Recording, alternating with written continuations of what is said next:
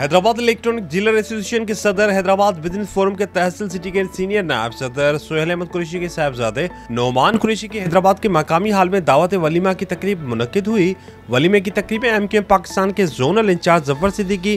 साबिक रुकन कौमी असम्बली सलाहुद्दीन शेख, साबिर कायम खानी, मियाँ सरफराज टाउन के chairman Mustafa Bilal, Hyderabad small chamber and small industry के सदर फारूक शेखानी, आरिफ मेमन, हाजी सलीमुद्दीन शेख, हाजी सलीमुद्दीन कुरैशी, अकरम अंसारी, दौलत राम लोहाना, इदरीस मेमन, डॉक्टर अब्दुल जब्बार इदरीस, शोहान वसीम कुरैशी,